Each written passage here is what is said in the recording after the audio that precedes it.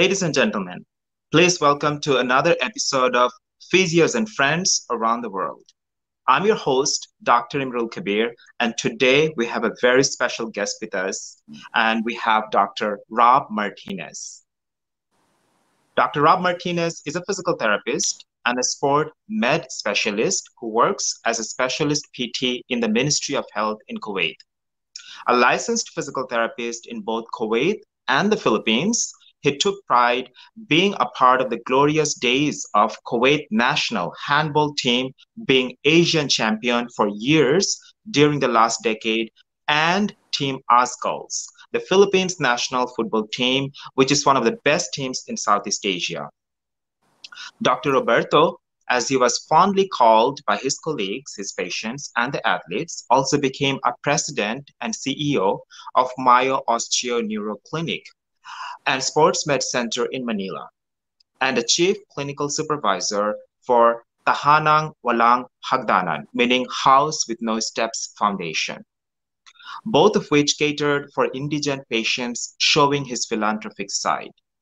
A physical therapist that goes beyond, Rob is also a DJ broadcaster and a social media influencer, and he uses these platforms to further promote a public awareness about his profession and fulfill his advocacy to help and entertain his viewers, especially in this time of pandemic. Ladies and gentlemen, the person that I'm going to introduce, I know him for many years. I know him for almost 25 years. We have a strong connection. We started our career from the same place. And again, I welcome my friend, Mr. Rob Martinez. Rob, welcome to the show. Emrul. Yeah, thank you very much. Show. How should I call you now? Dr. Emrul, or you can just call me Emrul. All right. Right. So Emrul, thank you for having me in your show.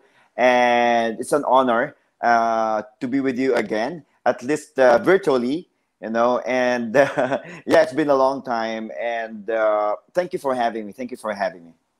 Thank you, Rob. And Rob, let me also tell the audience that how strongly connected we are. Rob and I started our education from the same university, University of Perpetual Health in Manila, Philippines. And after our graduation, we moved on to our own career path, and we reconnected again. Guess where? In Kuwait. When I was in Kuwait, Rob was a senior physical therapist, and he was also a broadcaster, and that's what connected us together. And then I moved on to US, and he continued his profession, and he grew there when it came to just not only as a physical therapist, but also as an influencer and as a broadcaster. So Rob, I know that our university is the same, but you tell me that how you started, what motivated you to become a physical therapist? Okay, what motivated me to become a physical therapist? Well, actually, before I was a medical technology student, okay, and I want to get rid of this smell. They're dealing with all these chemicals and stuff like that, and I really can't bear that.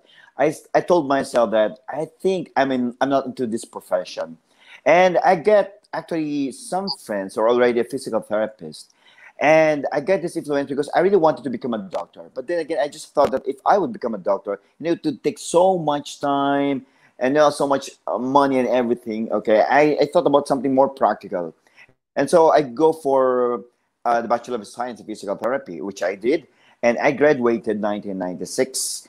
And it motivates me also because I've seen a lot of elderlies, my grandmother then, when you get sick and you get a family, the elders also, like they died of having a stroke.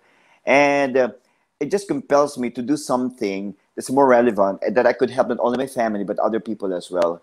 And that's why I took that one, and I graduated 1996 in the Philippines. Yes, and then I graduated from the same university in 1997.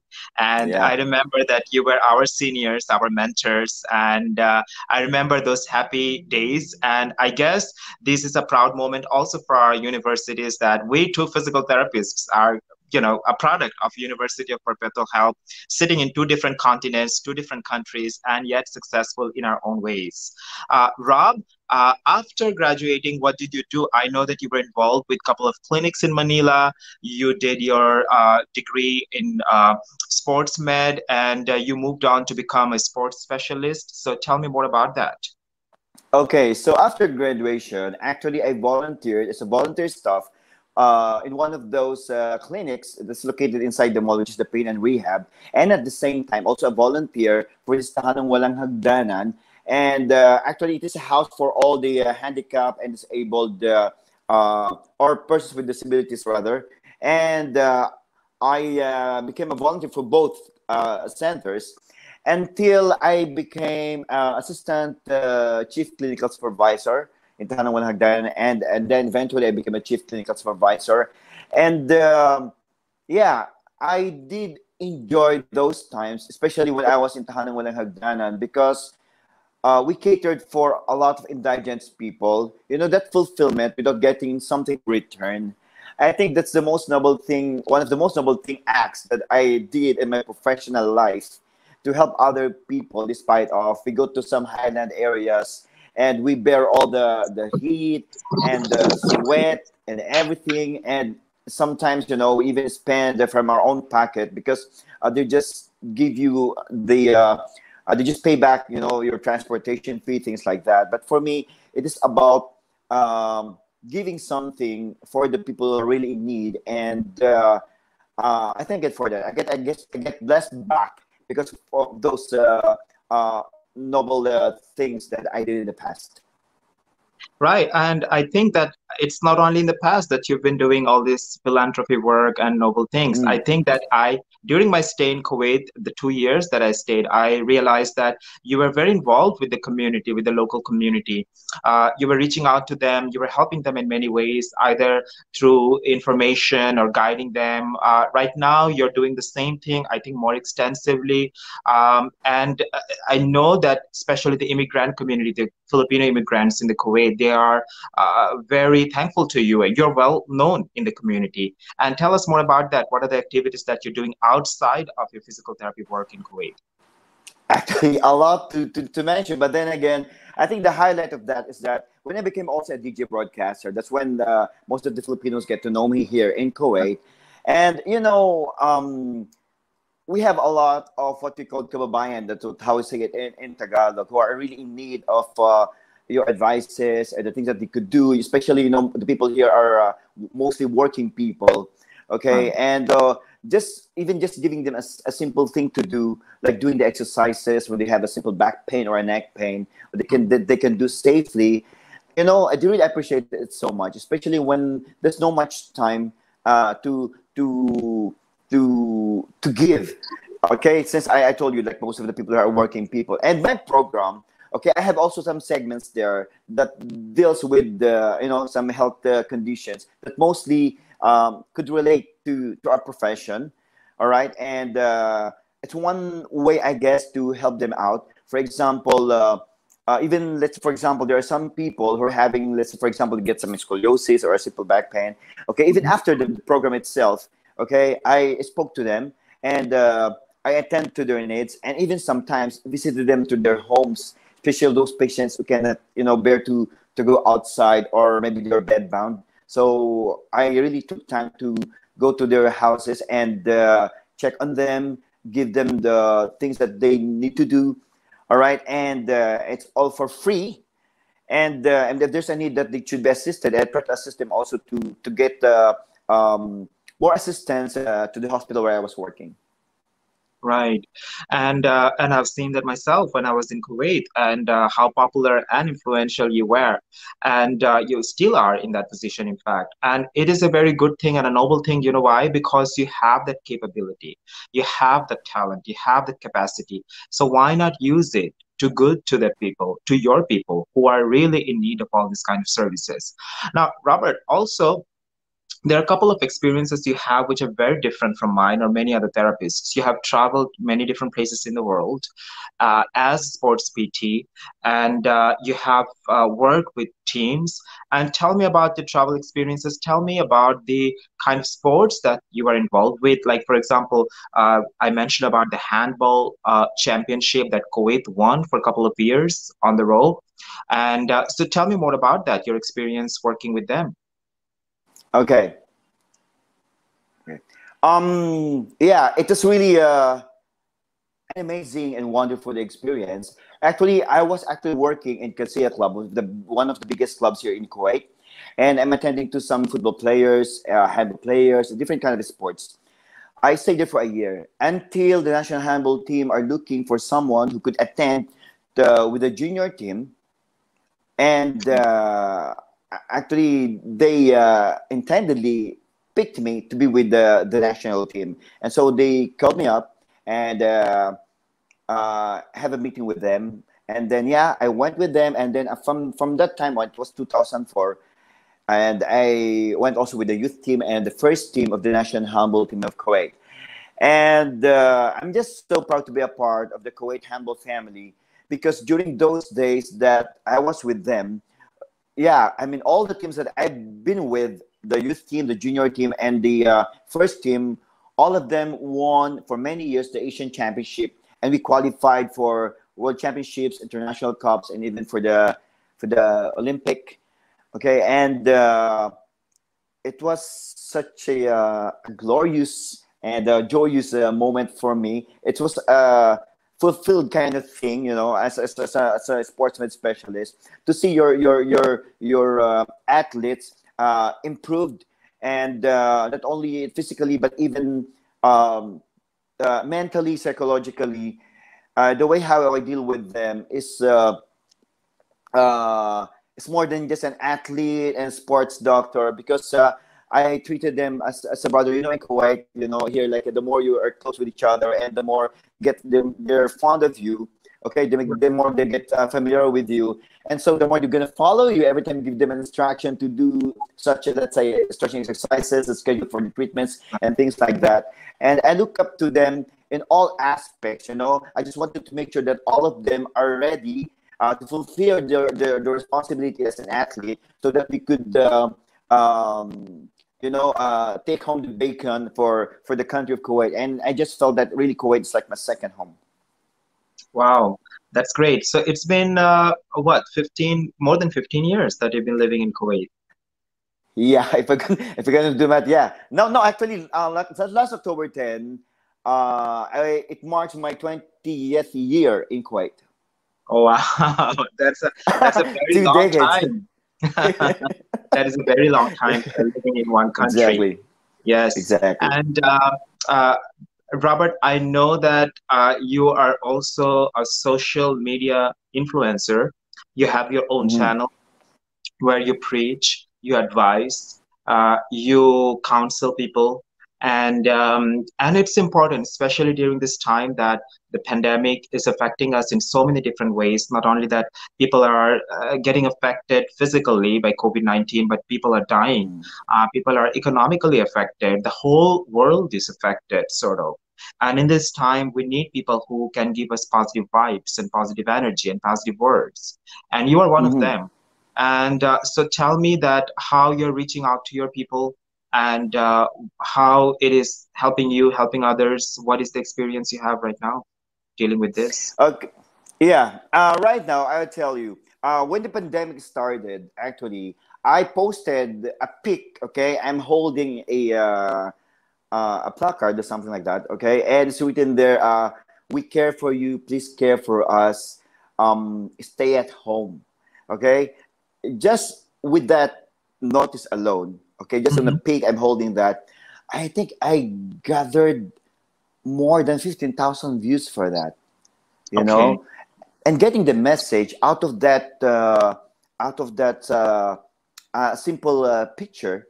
Hmm. And I think they get the message right. They get the message right. And after that, every week, I'm having a program right now every week on the FB page. It's called Brown and Bayan. Okay, giving advices And of course, we get to be careful because you cannot give them some false advice, or you just created on your own. Especially this time of pandemic, you need to be very sensitive about it. Okay, you tell them the basic things that they need, even the washing of hands, the proper way for washing the hands. It's just important for them to know that, because even just you thought it was just so simple to wash your hands, but it's not. Okay, there's really a proper way to do that, and in that way also you can help them know the right way on washing their hands, and at the same time, giving them some advices on what to do, because during this pandemic, a lot of them also started to have back pains and neck pains, and maybe other people were having also some arthritis, or maybe some of them to get sprained. Okay, so people will get engaged more of their gadgets, okay, during that time, because they get not so much to do. And I use my program as a platform of let's say, giving them the do's and don'ts, the things that they need to do, and what are the first thing that they need to do in case you're going to have this such simple back pain, for example. And yeah, it helped them a lot. And because some people, they're trying to not to go to hospitals, they're trying to avoid, because they're thinking that they might got this virus when they go to the hospital. So having that program and having that platform online, it helps them a lot. And I'm just so glad that I received so many calls also, even after the program. They were asking like, okay, what are the things to do, or do you have any exercises that I could possibly do at home? Okay, so a very simple thing, but it's very significant, especially during this time of pandemic. Right, exactly. Now, you've been practicing in Kuwait for 20 years. That's a very long time. And I know I practiced in Kuwait. I worked in Kuwait. That was early 2000, I would say 2001, 2002. So things have changed a lot in Kuwait. I mean, of course, things have changed a lot here in New York itself. So, what are the changes that you see in general in the profession in Kuwait, in Philippines? What are the trends that you see are very different back in our time? Like, for example, the education was very different in our time, right? Remember when we were educated, it was Exactly. much more extensive. It was much more, I would say, stressful, very pressurized. We had to read a whole lot of books. There was no internet. There was no access to all this information that we have now. There was no YouTube. We had to get everything from the book. We had to study so hard and so much. The profession has also changed so much, right? So what are the changes that you feel that is happening? What are the trends that you're seeing? Actually, while you were telling those, I was actually thinking about, oh my God, it's like they might think we're really old, because just to tell you honestly, we get a lot of new People, machines. Robert, I should mention that people do not realize how hard physical therapy education is, or especially was Yes, during our time back in the it is. Philippines. I remember I was a young kid, but I used to like read like 20 chapters overnight and then go sit for the exam the next day. I remember, Robert, I was 16 years old and I was cutting dead bodies. So this extensive the education is in the Philippines, and that is the reason why I'm glad that we come from the same university and we excelled in our own profession. And there are so many others from our universities who are working all over the world, in Europe, in Australia, all over America, in Middle East, and in the Right, Philippines. They're right. successful in their own rights. And so this is something that always makes me proud of, you know? Yeah, Yes. yeah, So, exactly. Yeah, yes. exactly. And as I recall, remember before, during those times, like decades back, Yes. uh, we get those basic equipments that physical therapy we're using, until there's a lot of add-ups that I could say. Okay, before we use only ultrasound that gives heat. Right now, it's an ultrasound that gives cold effect. Mhm. So things like that. And so you need to learn all the updates of this equipment. What are the latest thing that you can use for the patients to prove that. Even some of those alternative kind of thing that also the physical therapy profession had embraced already, like for example the dry Mhm. needle and stuff like that. Right. And yeah, and also right now you get involved more of about the continuous education, okay, and research and everything, and and at the same time, um, the activities for the physical therapist, okay, and for the patients, But you know what, Emerald, despite of all these changes that got into right now, still one thing remains the same. Uh, that we are so much needed, okay, in this world, okay, Mhm. by our patients, okay, the kind of conditions that they have, we're gonna treat them also with the same principle. Okay, what we studied before, it's with the same principle. A lot of things may come and go. You know, what are maybe the new things, like for example, sports medicine. You know, the tape, all this colored tape and stuff like that. A lot of athletes wants to wear it, okay, for that purpose, and eventually later on, it would be replaced by another thing. All right, but still, the main goal is what?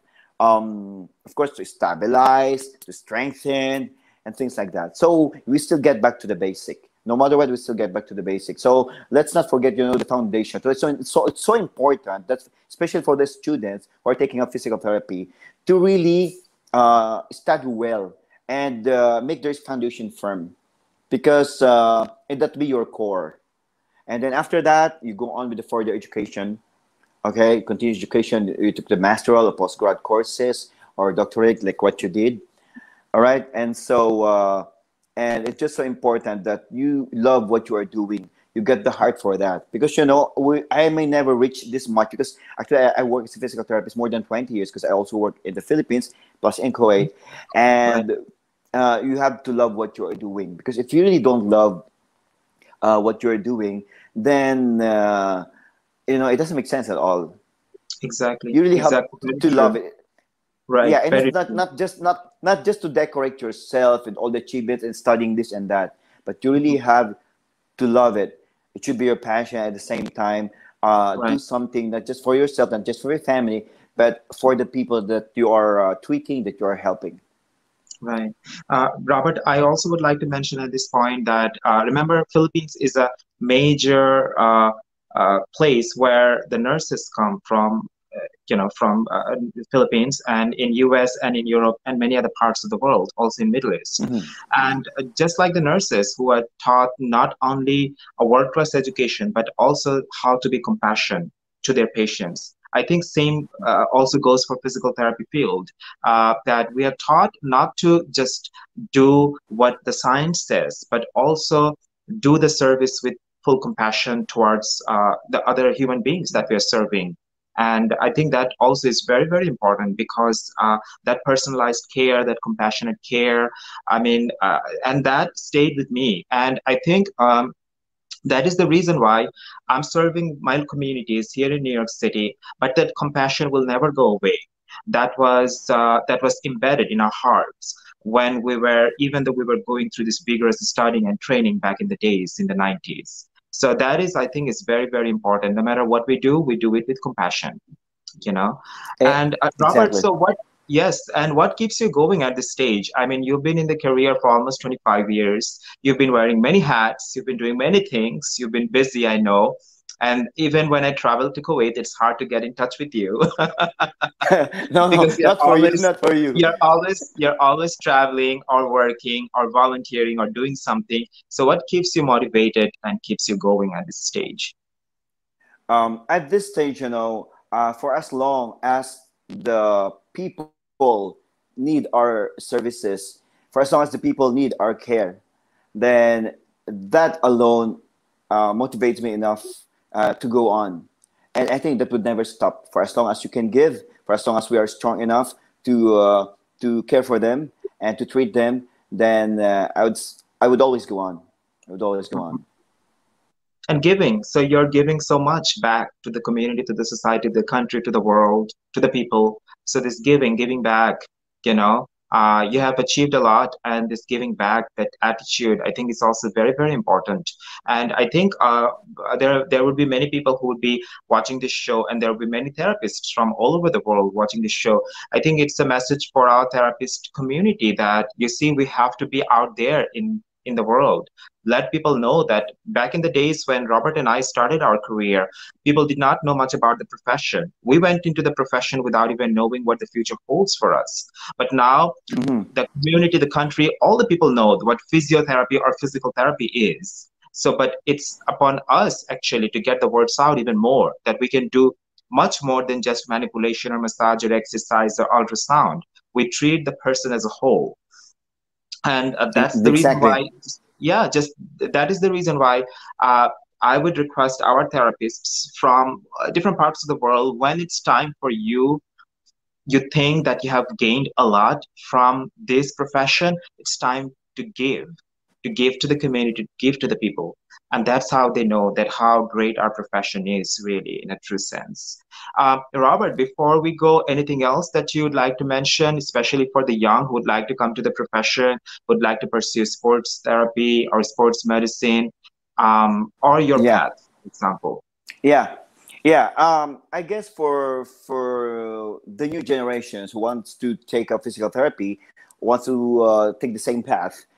I guess first and foremost, we have to know that you don't go into this profession just because your parents told you, or maybe you get influenced by your friends, or maybe you just heard that it's a high income kind of profession. Don't. Okay. First is you need to know that this kind of course is hard. Okay, you really have to exert a lot of effort, and of course it's quite expensive, because in Philippines also it's expensive to take this course.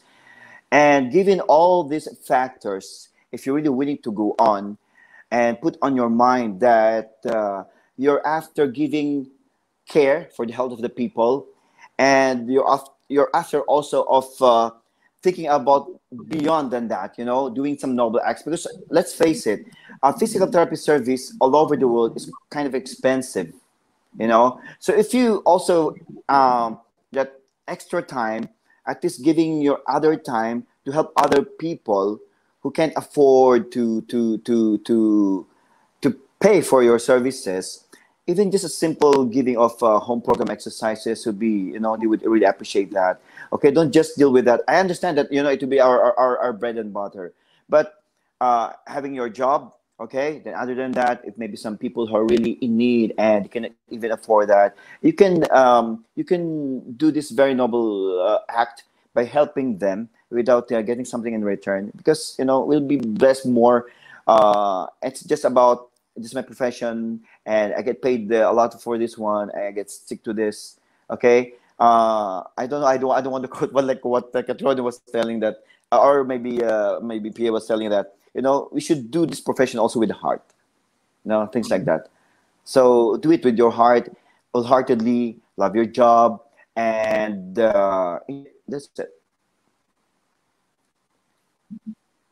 Yeah, thank you so much again, Robert, for joining us today from Kuwait. And I hope the weather is nice there. It is starting to get cold outside. Yeah. And Right. stay safe, stay healthy, because COVID is increasing again here in New York. And Yeah. I hope that you guys are Mhm. safe. And again, have a blessed day. And thank you again so much for joining us tonight. Thank you, Emerald, and stay safe as well. And yeah, God bless you and your family. Thank you. Ladies and gentlemen, we'll join you again next time in next episode with another guest. Till then, good night.